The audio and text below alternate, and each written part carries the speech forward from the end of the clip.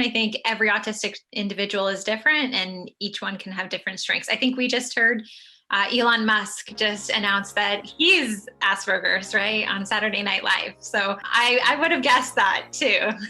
So it's interesting to see who is, on the spectrum and just what their talents are. And he's got incredible talents, right? Hello and welcome to the Disrupt the Everyday podcast. We're here to help you navigate life while disrupting the status quo. Our discussions cover a number of topics relevant to everyday life. We discuss everything from relationships to entrepreneurship. We also engage in some difficult but important conversations. And now, here are your hosts, Brian and Tanya Hamilton.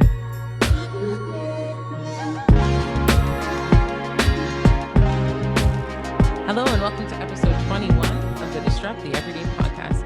Today we're joined by Cindy Lentz and Jenny Crawford from the Autism Advocate Parenting Magazine. Cindy and Jenny, thanks so much for joining us today. Thanks for having us. Yeah, thanks. It's so great to be on. Now, we always like to start by getting to know who we're speaking with. So I'll pose the question to start us off, and I'll give each of you a chance to answer this question, but we'll start with Cindy. Who is Cindy Lentz?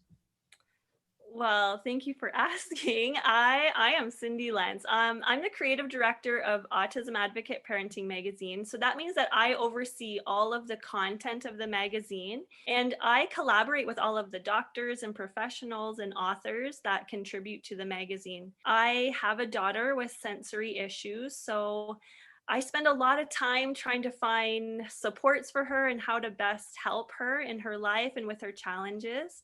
I'm a busy mom of 4 children, so they keep me on their toes. The oldest is 12, he's a boy, and then I have a daughter 10, 7, and 5. So it's busy around here, but we enjoy being together. We enjoy being in nature. I love baking and running and playing soccer and just staying busy. That's Cindy. Great. Thanks so much, Cindy.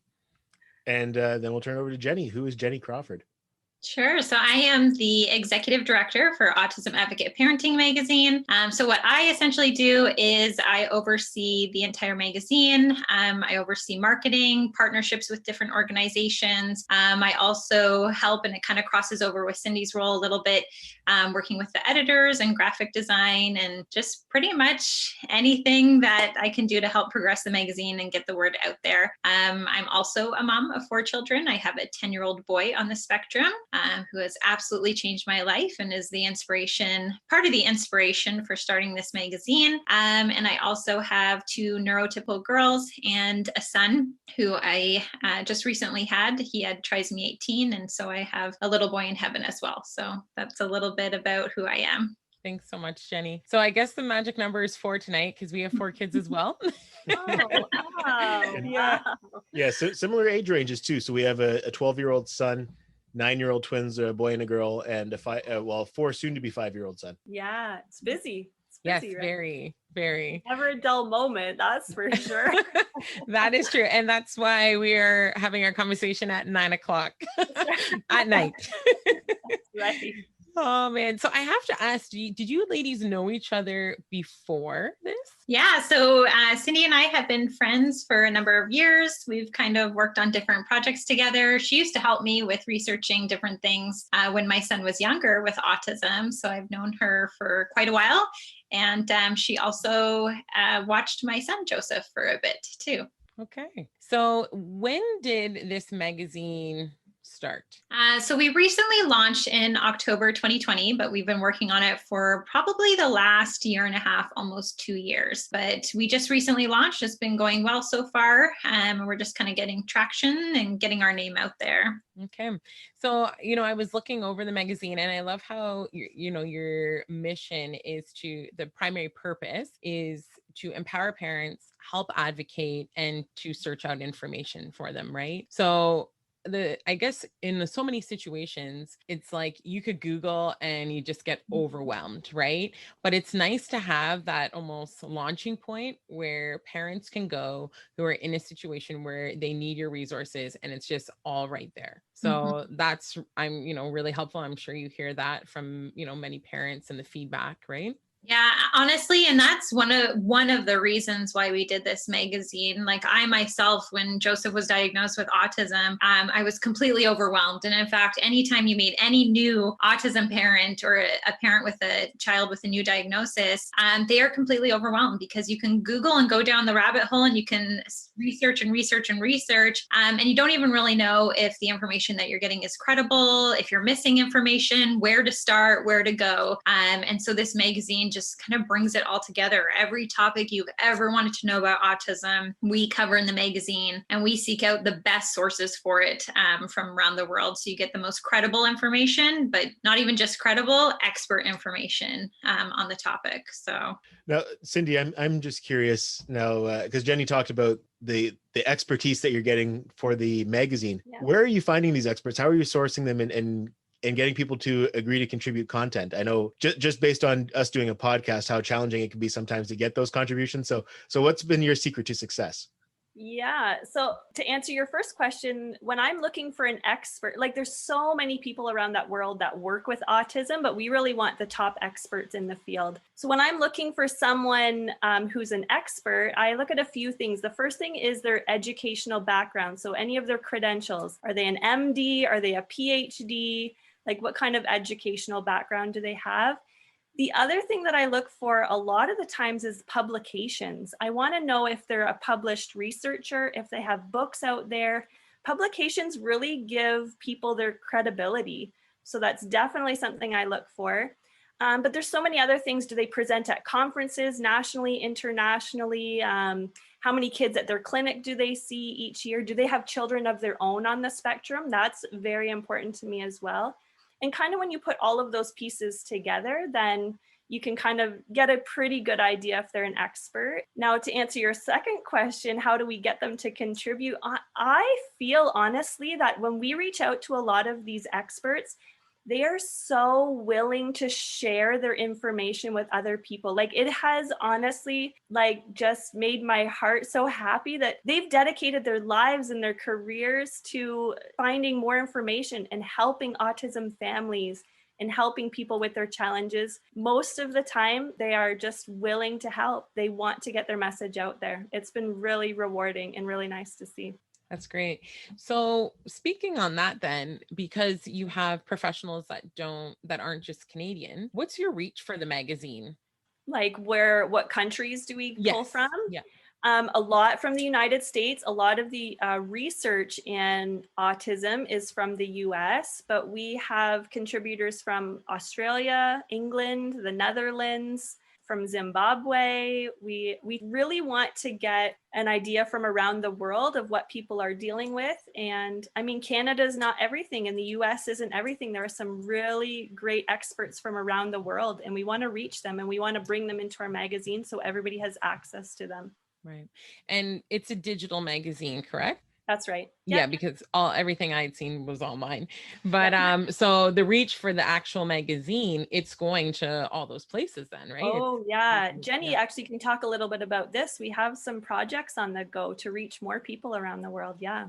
Yeah, one of our projects is to reach out to autism organizations in underdeveloped countries and provide the magazine for free to those organizations, especially in some of these underdeveloped countries. We're looking at Kenya right now and Zimbabwe. They just don't have the same access to the resources that we have here. And they're the ones that are really working with their child. And as we should be as parents as well.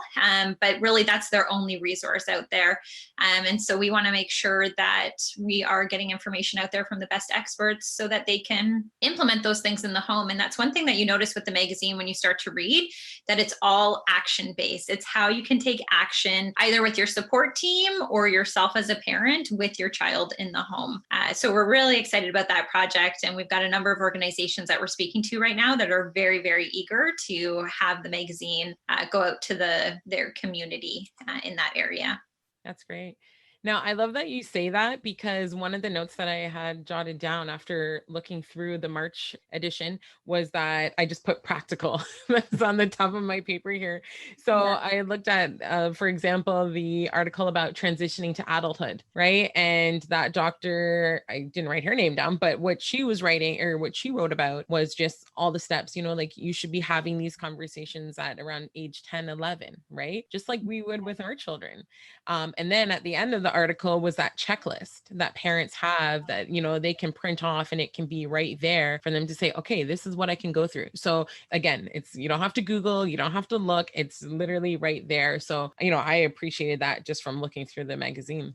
So when I interviewed Amy Duncan, she actually didn't give me a checklist in the beginning. And I said, Amy, I'm a checklist kind of person. Like, you got to tell me exactly what I got to do to get my child to move on, to be independent, to go off to college. And she said, it was interesting because she said, every child is different and the checklist isn't applicable to everyone. So if you just take your own child and make your own checklist, but I still said, I'm like, no, you got to give me the checklist. I'm like, some people want it. So we did include it. I'm glad that we did. I think it will benefit a lot of people. Yeah, and just to add to that as well, we also included recently in our most current issues a next steps sheet at the end of the magazine. We wanted parents to be able to read the different articles and have a piece of paper where they can write down, what inspired me, what actions do I want to take from this, what questions do I have for my support team, who do I want to reach out to based on the information that I learned, and just really what can they do with that information. And our goal with the magazine is not read every article and do every single thing listed in the article. You as a parent, you have your own intuition, your child the best, your journey. And so read the different articles and you're going to know what resonates with you in your journey and what you think is going to be helpful to your child, and then take action on that. And so we really wanted to put that page in there to help people really understand that this is not just a passive reading magazine or passive reading material. The whole point is for you to take action and benefit your child's life. Now, a question for both of you. Do you happen to have a favorite contribution that magazine so far? Yeah, you go first, Jenny. Honestly, there is so many because I read them, and of course, my favorites are the ones that my son is dealing with like right now. But I would have to say one that I quote often is Dr. Knowles, and he is right there in Brantford, Ontario. And he's a child psychologist, and he talks about the thinking traps of children with autism. And I refer to it often. My son knows them off by heart. And whenever he's sitting in a thinking trap, he'll reference back to what Dr. Knoll taught him. And so we reached out to Dr. Knoll to write about those thinking traps for the magazine, and that's probably one of my favorite because it's impacted our family so much.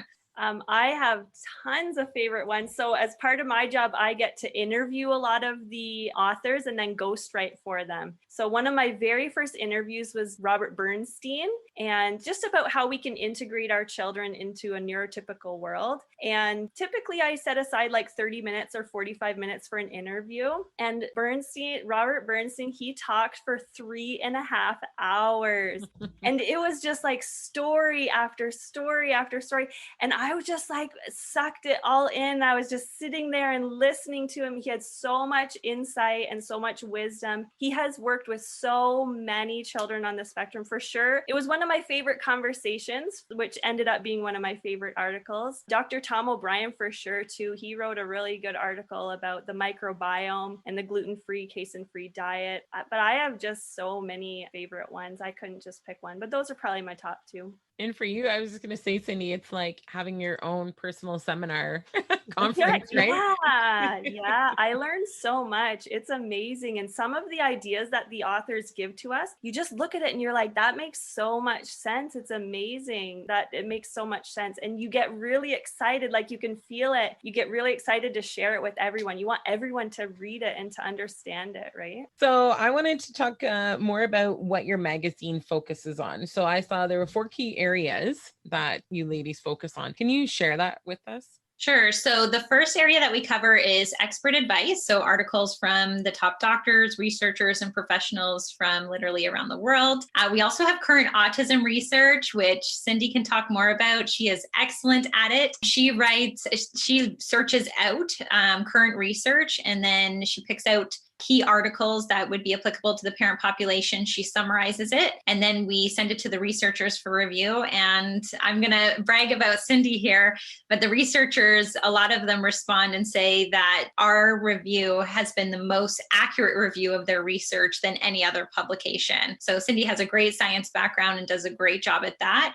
We also have printable resources. So anything that you can think of, we love to create for autism parents so that they don't have to spend the time creating it. And I think that stemmed from me having to create all my own supports when my son was little, that now we just create everything. And we also don't have a lot of red tape in the magazine. So if anybody writes in and says they want a resource, we put it on the list as long as it serves everybody, and we'll make that a part of our magazine. And then we have stories of hope and inspiration from parent advocates as well as self-advocates, as well as self-advocates. And we've got a lot more coming too. We've got some nutrition articles coming, and we've got a holistic side to the magazine coming, and some parent life pieces coming. So we're really excited for what we have planned for the end of the year and what we'll be starting. So for you ladies, your journey has now been 10 plus years, right? As parents of a child who has autism. When did you first get that diagnosis? So I first got the diagnosis for Joseph when he was probably around 7. I actually knew very early on, probably around 2.5, 3 years old, but I was very hesitant to having him labeled. So unfortunately, I would see a lot of different practitioners and doctors and individuals that would support him on the different areas that he needed, until one day I realized that it was okay to have him diagnosed, and that I really would serve him better as his mom and his support team if everybody was on the same page and he had that diagnosis. So I went through the process, actually through Dr. Knoll, to have him assessed, and then he was labeled with Asperger's, which is incorporated into autism. So that's when he was first diagnosed. And Cindy? So my daughter, she doesn't actually have autism, Right. but she has a lot of sensory processing issues, which overlaps with the autism community, I would say. But we knew right when she was little that she always had some sensory processing issues. I never had a label for it and I didn't know what it was, but really picky eating, oversensitive to sound. She didn't like people touching her, like her friends couldn't even hug her or give her high fives. Like she didn't want it. She didn't have anything to do with sensory things. So we always knew there was something going on, but it wasn't until recently that we, like Jenny said, until we labeled it and we put a name to it and said, now that we know what it is, we can try and find some help with. So same as Jenny, what she says with Dr. Knowles is her favorite articles, but whenever I see a sensory article or a feeding article or a toilet training, like I just like soak it all up. I love it for my own personal reasons, right? So that's my daughter. And I mean, I think that's for any parent, right? When you're in a situation, when you're going through that potty training, even, you want all the information to help you get through that stage, right? Yes.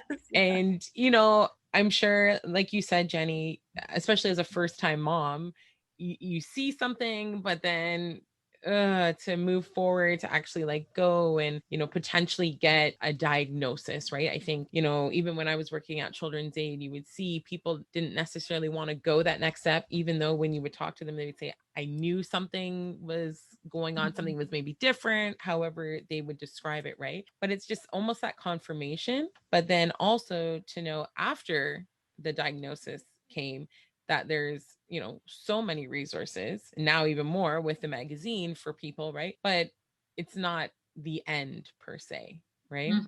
So Jenny, did you have a time after you did get that confirmation where, as a mom, you almost went through a little bit of a grieving process, or how did you process that diagnosis? Well, I did know that he had autism for a long time, but I don't think you're ever prepared for the official word that your child does have autism. And so, yeah, I do remember grieving when we found out, or when he was labeled, but we got over it quite quickly. I'm very much about action, and I had been in action for a long time before. I actually had quit my job. I used to be an HR director in Toronto for a company over North America. And when I had found out that he had autism, I suspected it.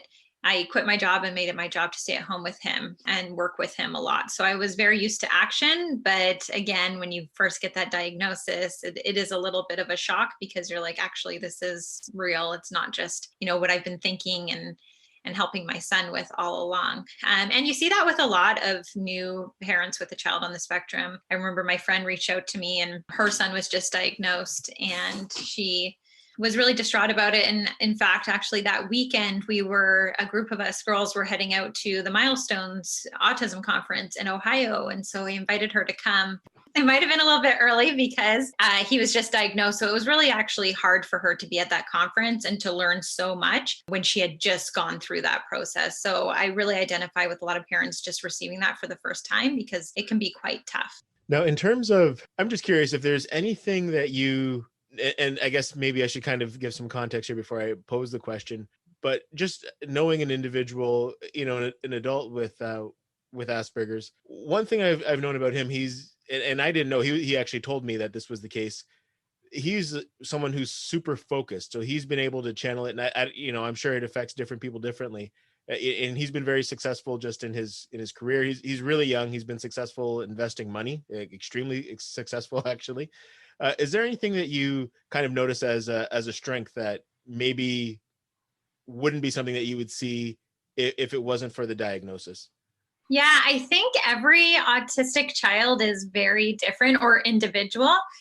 So you always want to look for their strengths and where they excel and where they're really good. For my son, I can see different strengths, but he's still really young. So we're kind of exploring his different interests to see kind of where they lie. It was actually going through my son's diagnosis that we realized that my husband was on the spectrum. So I could speak to, and it would be considered high functioning Asperger's. He's an engineer. And you'll actually find a lot of engineers tend to be on the spectrum. I'm not saying all engineers, but many. And I can talk to some of his strengths. He is a speed reader and he sees everything in pictures. So he can problem solve things very, very well because he doesn't see necessarily words. He sees pictures and processes and images in his mind. In fact, I think Temple Grandin described that for herself as well. Is that right, Cindy? Yeah. 100%. Yeah. Yeah. Did she describe that in her interview recently? I think just on conferences and videos, not in her interview, no. Okay. And he's really quick, like with technology. My husband, that's one of his strengths. I'm not. So I just make him do everything with technology for me. So those are some of his strengths. He's got a lot of other strengths as well, but he's had a lot of struggles too throughout his growing up. And when we went through the diagnosis with my son, and I'm kind of going off in a different area here, it was when we realized that a lot of things that my husband did when he was little, our son Joseph does, or so we understand. So I think to answer your question, I think every autistic individual is different and each one can have different strengths. I think we just heard Elon Musk just announced that he's Asperger's, right, on Saturday Night Live. So I would have guessed that too. So it's interesting to see who is, on the spectrum and just what their talents are. And he's got incredible talents, right? One of our parent advocates, when I was interviewing her for an article, she told me about her son, and he wasn't able to read yet, and he would have all of these letter blocks. You just play with those blocks that have the letters on each side, and they would be watching the movie credit. And at the end of the movie, he would study the credits. And then by the time the credits were done, he had like 100 words all written out with the blocks. He didn't know what they said. He didn't know how to read, but he I guess it must be a visual learner as well to be able to see the letters, put them in order. And he had all the credits laid out with all of his blocks. And the mom was just like, what? This is crazy, right? Wow. And I also watched a recent YouTube video. Maybe you've seen it. I can't remember the dad's name, but he was really shy about putting his son on YouTube. But he said, my son has autism. He was recently diagnosed, and you have to see his amazing strength. And he would ask his son, he said, January 5th, 1981. And the son could tell you what day of the week it was. And he just did it back to like the 1800s and 1700s. And he would give his son a date and he would tell you what day of the week it was. He's like, this is amazing. He's like, it's so crazy how their minds work and how they can see and process information. It's amazing, amazing. It is. And that's the thing, right? There's strengths to be had. We all have strengths and we all have weaknesses, right? Even if there's a diagnosis or not. So that right there, it's a good example. Now, okay, going back to your husband, and even I'm just thinking like age group and age differences. Are you able to speak on, back in the 80s, diagnoses as prevalent as they are today? Are you able to talk on that? Well, I was a child back then, so I don't know. However, I do know that it wasn't really a thing back then. Like not too much. In fact, at the Milestones conference I did go to, I don't know, several years ago, I met another individual who had an adult on the spectrum, and she was telling me that I think her son would have been born in the 70s. She's like, it wasn't even a thing to be acknowledged. So she still goes to the conferences for whatever resources she can get for her adult autistic child. But no, it wasn't really well known or explored then, or even diagnosed. You were just considered, for some of those that were Asperger's, just really smart. Like my husband was taken out of class and put in a computer class, a gifted class, because of how well he did. But then in a regular classroom situation, he would melt down or get in trouble and have to write out words like on a chalkboard, if he misbehaved. And so I don't think it was really, I guess, diagnosed as much back then. I think, unfortunately, too, a lot of children who had really high struggles or really big challenges were probably institutionalized too. I think there was a lot more of that.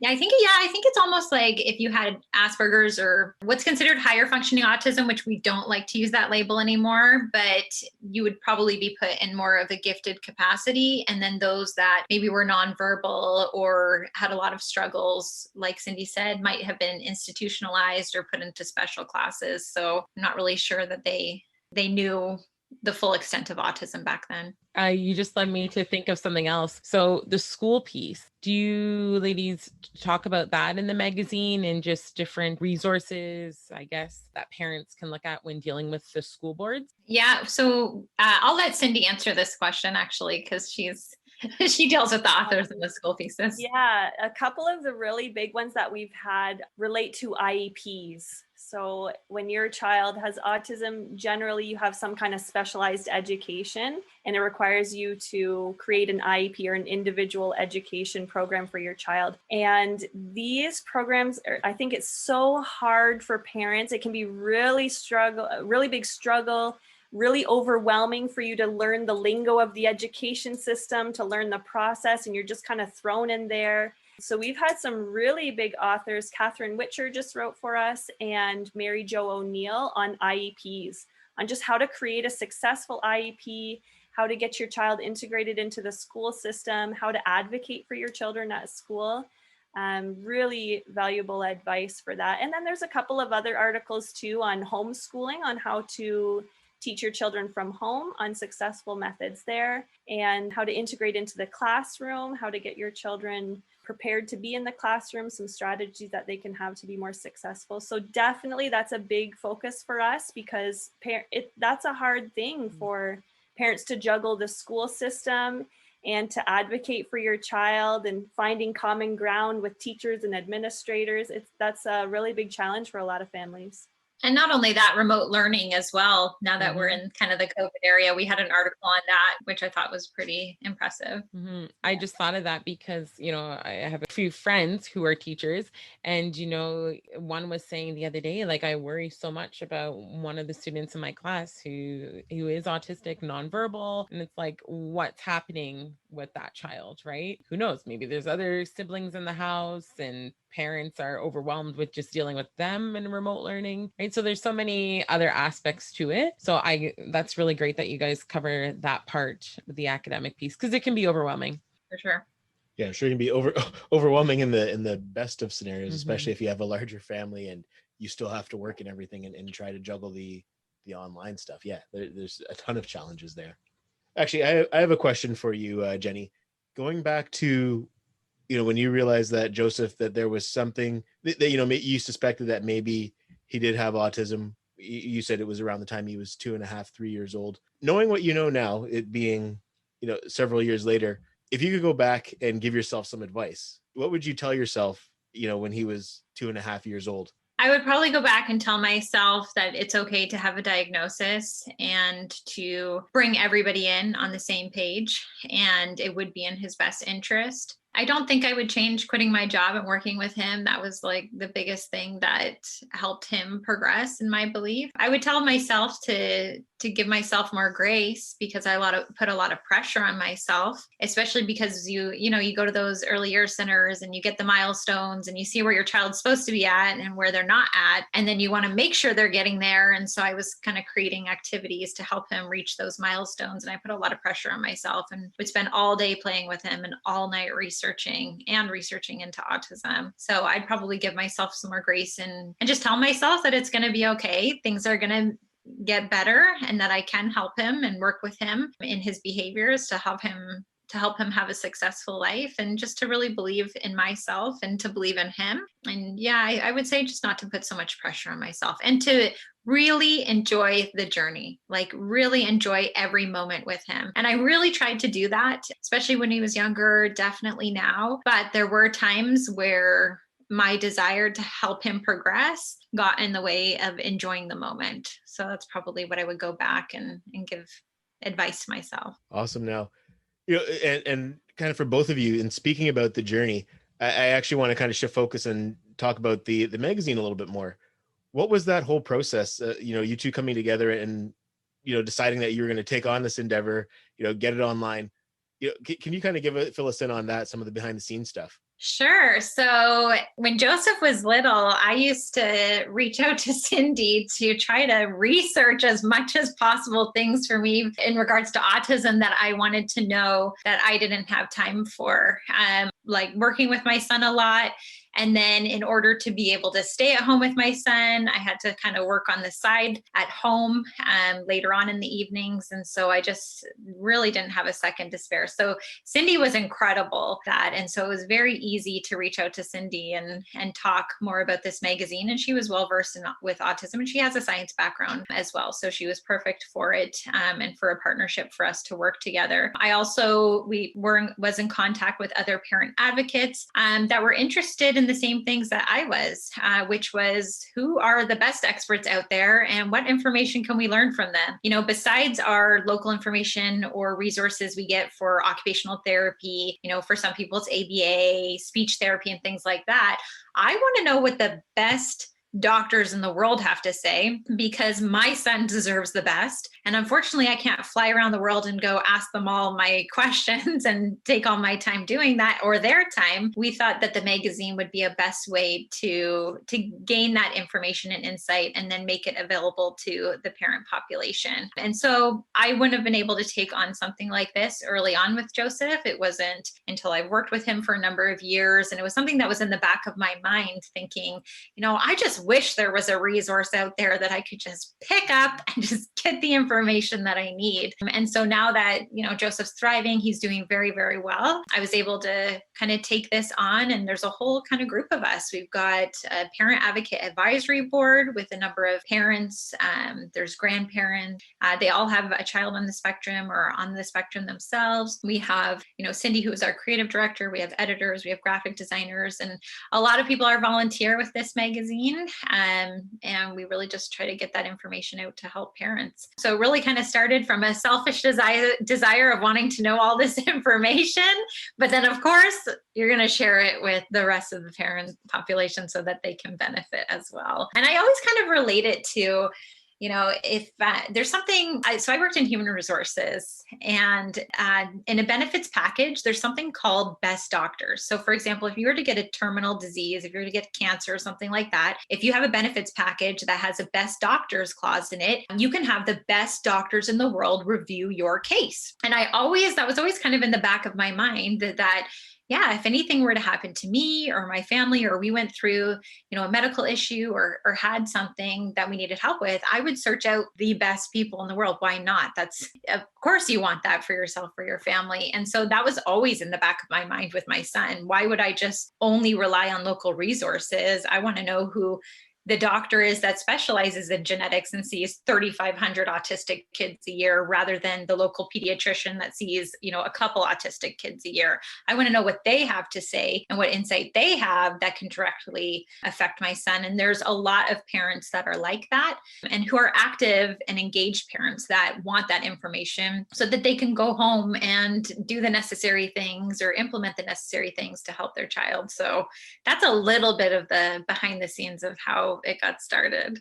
So it sounds like you've really built a community as well. Yeah, definitely. We've got, I would say it's a great community. We've been even collaborating with a lot of different autism organizations, professionals, just in marketing the magazine and getting together and learning what resources they have and what they're doing to benefit the autistic community. So it just grows by the week, the different associations and partnerships that we create with just even different organizations that are helping. That's great. Well, ladies, I had all my questions answered tonight and even more. And it was nice to get to know you ladies more, the faces, I guess, the brains behind what this magazine is all about and the goals and the vision that you have for it. So obviously you're on the internet. We can Google you, Autism Advocate Parenting Magazine. Where else can we find you online? You can find us on Instagram. It's Autism Advocate Parenting Mag. We're typically on there. We do a lot of IGTV interviews. We do a lot of posts on there, stories and different things like that. We're not as involved with Facebook, but it's probably mostly Instagram. We're also starting to get a little bit on board with Clubhouse. So sometimes we'll host. So we're getting to the point of hosting rooms in Clubhouse, so where you can actually come and ask all your questions, and we'll lead you to the doctors and the professionals in those certain areas of expertise. And then, of course, like you said, you can Google and find our magazine. We're at www.autismadvocateparentingmagazine.com. And it's monthly that you have an edition come out, right? Yes. Yeah. It's a monthly digital issue. Well, thank you so much, ladies, for joining us tonight. All right. Thanks for having us on. Thanks for having us. It's nice to meet you guys. Likewise. Thanks for listening to the Disrupt the Everyday podcast. For more ways to listen, connect with us on social media. To be a guest or to partner with us, check out our link tree at Disrupt the Everyday. Join us next time for more ways to disrupt the everyday.